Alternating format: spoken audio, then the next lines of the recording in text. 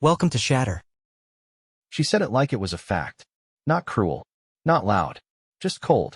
You don't surprise me anymore. You're emotionally flat. I need more. Then she went back to scrolling. Like the words she'd just dropped weren't meant to hit me in the chest. But they did. Not because they hurt, but because I realized. She wasn't asking for more. She was warning me. Warning me that she was done admiring stability. Done appreciating peace. Done pretending consistency was enough. And from that moment on, I stopped giving. It didn't start as revenge. It wasn't petty. It was clarity. I didn't yell. Didn't defend myself. Didn't try to explain what more looked like after 3 years of building a life together. I just went quiet. She didn't notice at first, because she was used to me being quiet, but not disconnected. I still woke up next to her. Still brewed the coffee. Still made the bed. But my presence wasn't in any of it. No text during the day. No checking if she made it home safe. No subtle hand on her waist when I passed behind her in the kitchen. Just nothing. Not cold. Not cruel. Just absent. And that scared her more than anger ever could. She started testing. Little things. Changed her perfume. Mentioned some guy from work in passing. Laughed too loudly at a message she wouldn't show me. I didn't react. Didn't ask. Didn't care. She waited for me to flinch. I didn't. Because once you see yourself through someone else's indifference, you start peeling yourself away from them in layers. I didn't do it all at once. I just began subtracting. One access point at a time. First, the shared playlists. Deleted. Then the Notes app where we kept grocery lists. Gone. Streaming accounts? New passwords. She asked, "Hey, why can't I log into Netflix?" I shrugged. Must be a glitch. But there were no glitches anymore. Just the slow, quiet disconnection of everything she once touched. Every little system we had, ours, was now mine. She still hadn't realized it. But I had already started walking away. Not physically. Not yet. But emotionally. I was miles ahead. And she was about to learn what not enough really felt like. When there was nothing left at all. It took her about a week to notice. Not the missing playlists. Not the locked accounts. Not even the silence. She noticed the absence in my eyes. She looked at me one morning across the kitchen island. A spoon in her coffee, circling slowly. And said, "You've been different." I just nodded. Yeah. She waited for me to elaborate. I didn't. That was the moment the shift registered. Because before, I would have filled the silence. Tried to fix it. Tried to win her back. But now, I let her sit in the stillness she created. The next few days were awkward. Not loud. Not hostile. Just off. She tried to initiate little things. Want to go out Friday? I was thinking we could cook together. We haven't done a movie night in a while. I answered everything the same way. I'm good. Maybe. Another time. She forced a smile, but I could see the flicker. That first flicker of fear. Not fear of me. Fear of losing access to me. I started coming home later. No excuses. No explanation. Just working late. Sometimes I was. Sometimes I wasn't. Sometimes I just sat in my car 2 blocks away, watching the apartment lights from a distance, reminding myself what it felt like to not be needed, and realizing I didn't need her either. One night, I walked in after midnight.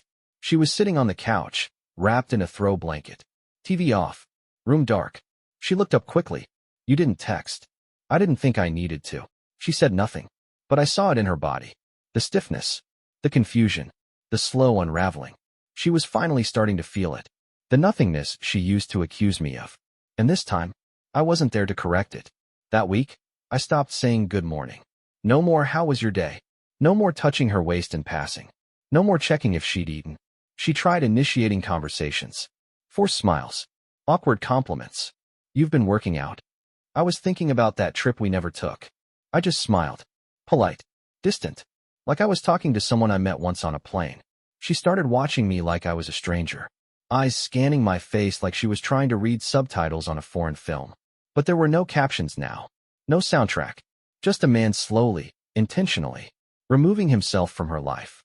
One invisible thread at a time. And the most painful part for her? She couldn't name what was happening. There were no fights. No slammed doors. No dramatic exits. Just me, slipping through her hands. Like water she thought she could hold forever. And soon, she'd be reaching for nothing at all. She started waking up before me. Hair undone. No makeup. Just sitting at the edge of the bed, staring into the dark. That used to be me. I'd lie awake beside her, waiting for a touch that never came. for a word, for a glance. Now the roles were reversed. Only difference was, I didn't need anything anymore. She tried pretending everything was fine. Poured my coffee in the morning. Put on my favorite playlist while I shaved. Laid out a shirt I hadn't worn in months. She was trying now, but she was too late. Because you can't revive someone. You let starve. By midweek, the questions started. Not full accusations. Just those passive, hesitant nudges. Are we okay? Is there something going on? You've been distant. I gave her nothing but honesty. Cold, clean, quiet honesty. I'm fine. I'm just tired. I've got a lot on my mind. All true, but not for the reasons she wanted. She thought I was stressed, overworked, maybe even depressed. What she didn't realize was that I was healing from her. One night, she reached for me in bed, hand grazing my chest. No words, just pressure. I didn't move, didn't turn, didn't say no, but I didn't respond either. Eventually, her hand slipped away. I heard her breathing shift. Sharp, quiet, uneven. She pulled the blanket over her head like a child. And in that moment, I knew. She missed me now. Not because I left, but because I was still right there. And completely unreachable. She started sending messages during the day. Thinking about you. Want to do something just us this weekend. Miss you. I answered, but never matched the energy. Cool. Maybe. Busy. She was digging for reactions. For emotion. For anything. But I had nothing left to give. Because for years, I gave freely. And she called it not enough. Now, she was learning what less really looked like. Then came the switch. Not in me. In her. She stopped asking. Stopped texting. Stopped hovering. Not because she'd given up, but because she was plotting something. And I knew it. I could feel it in her rhythm. The way she walked past me like a stranger. Then paused. Just long enough to make sure I noticed. It wasn't silence anymore. It was strategy. She was about to test me. To see if this version of me, the one she couldn't touch, could still be broken.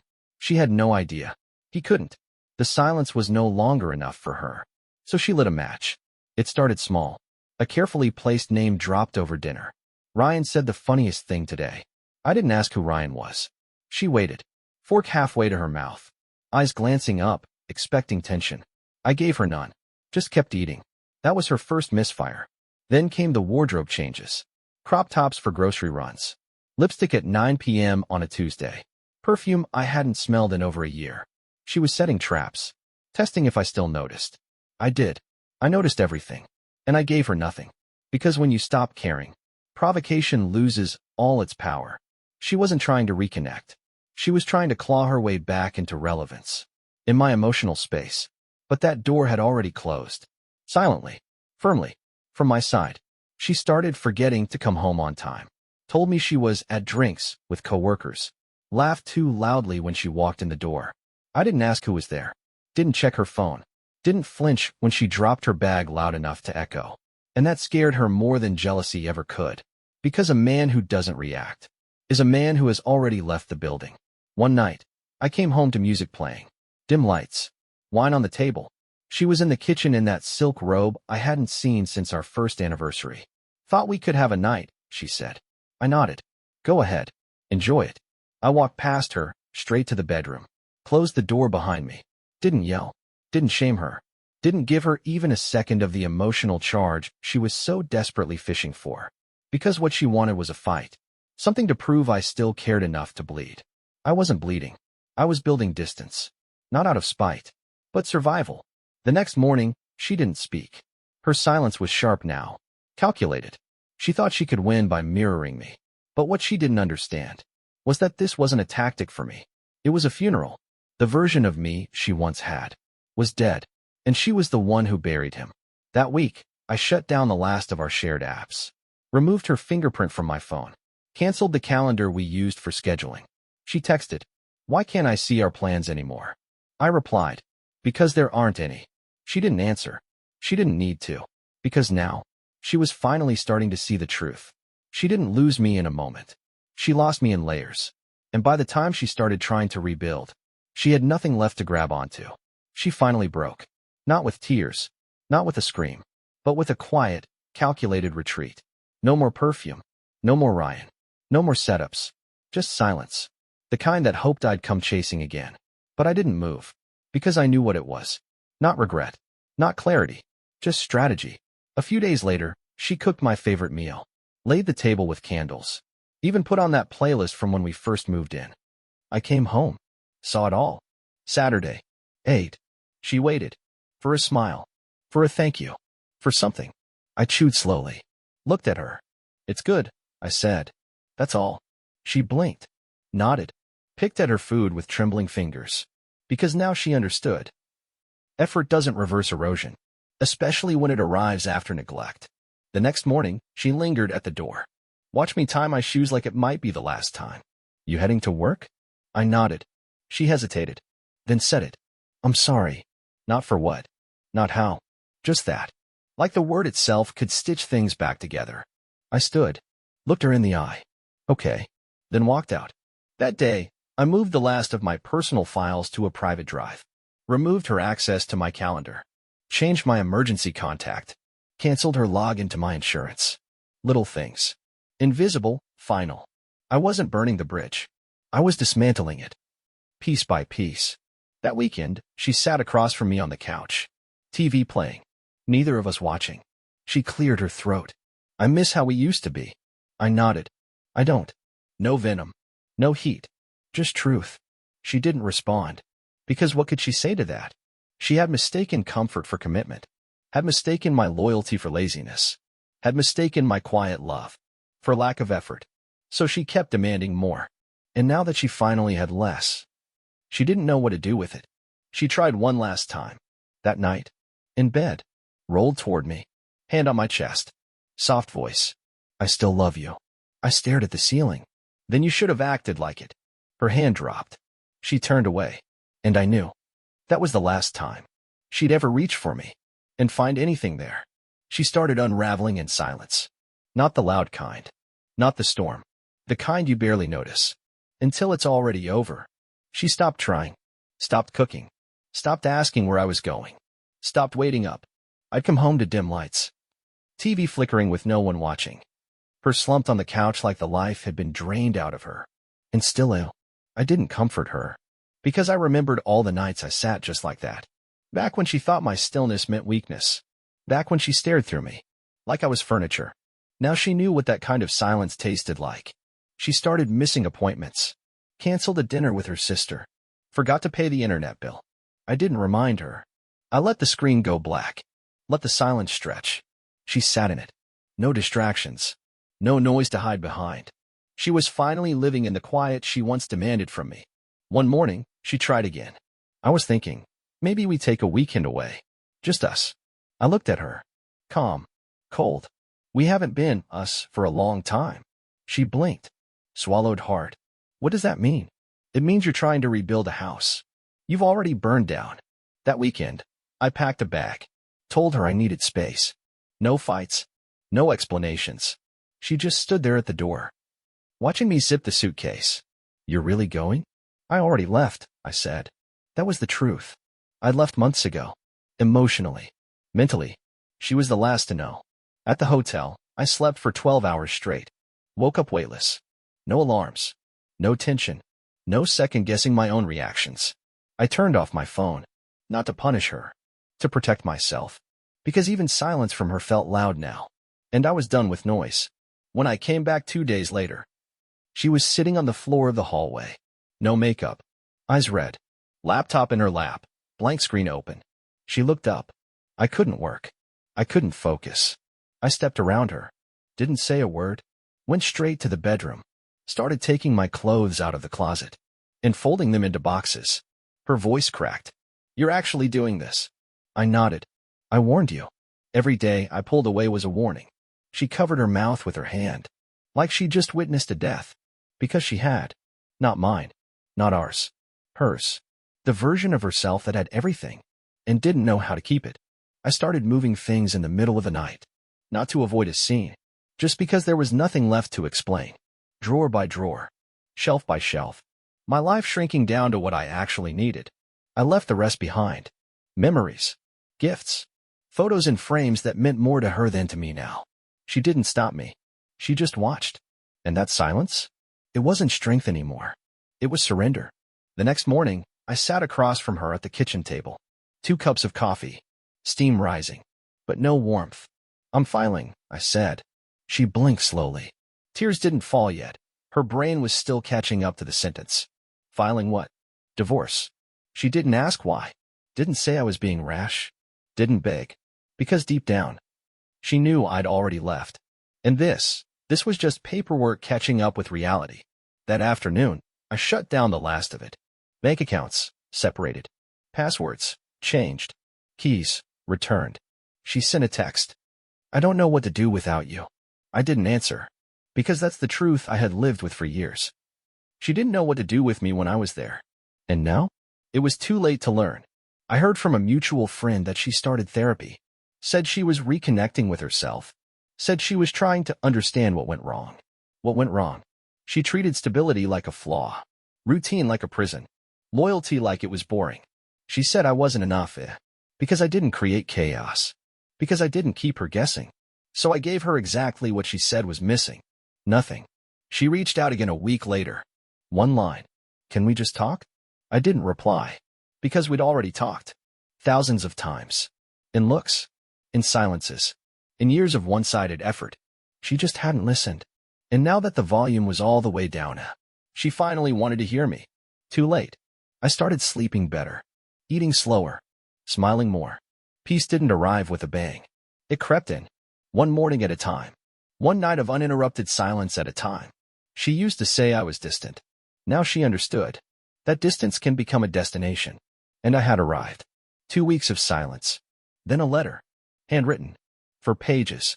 Folded twice, carefully. Like the neatness could soften what was inside. It smelled like her perfume. The same scent she wore the night she said, "You don't surprise me anymore." Now, the only surprise was that she remembered how to write something. Without needing a reply in 10 seconds. She wrote about our early days. Our first road trip. The burnt pancakes on a rainy Sunday. The way I used to watch her dance in the kitchen barefoot.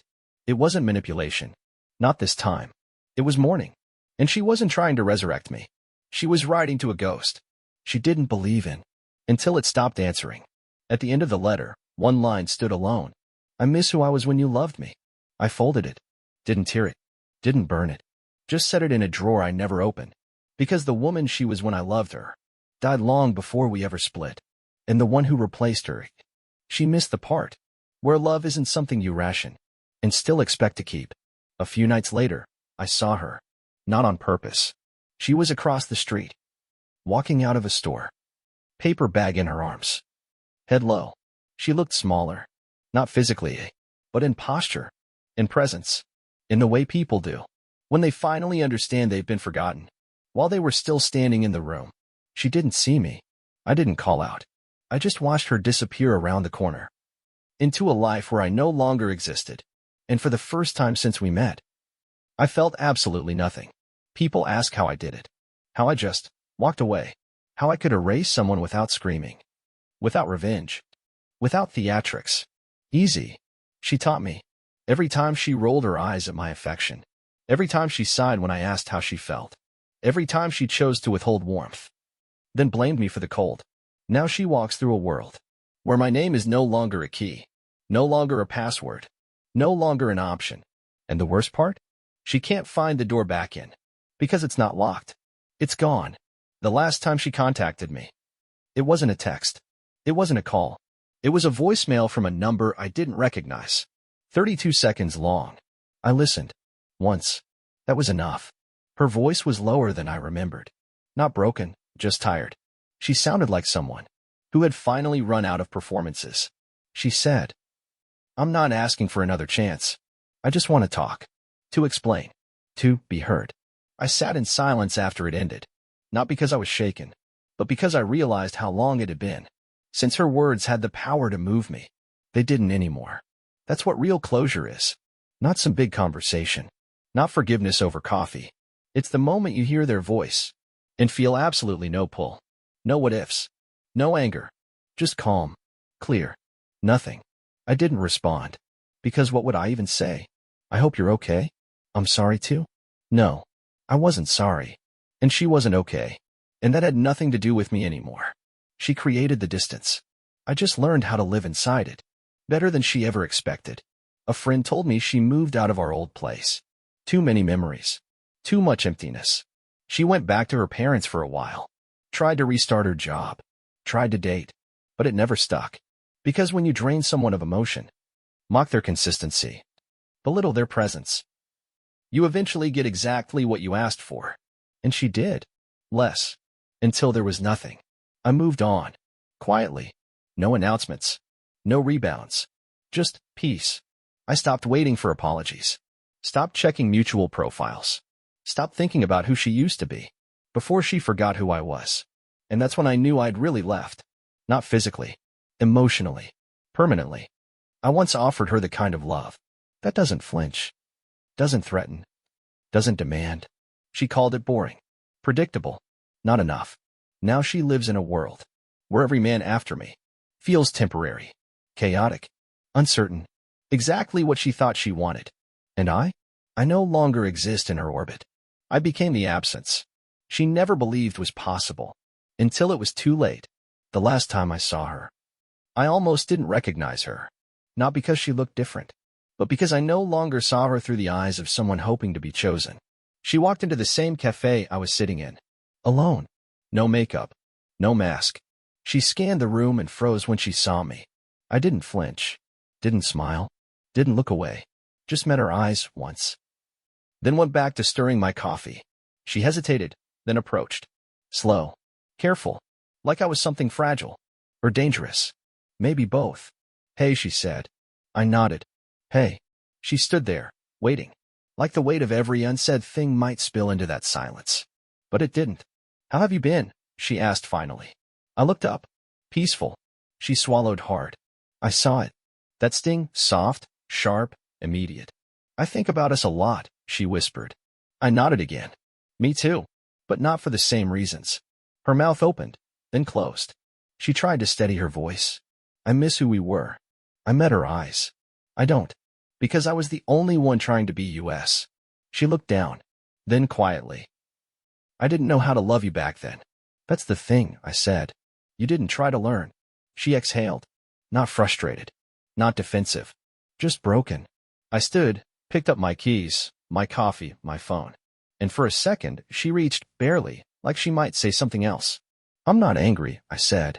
I'm just somewhere you can't follow anymore. She blinked fast. I just wanted a spark, she whispered. I stepped back. And now you know what it feels like when the fire's gone. I walked out. Door closed behind me. No dramatic music.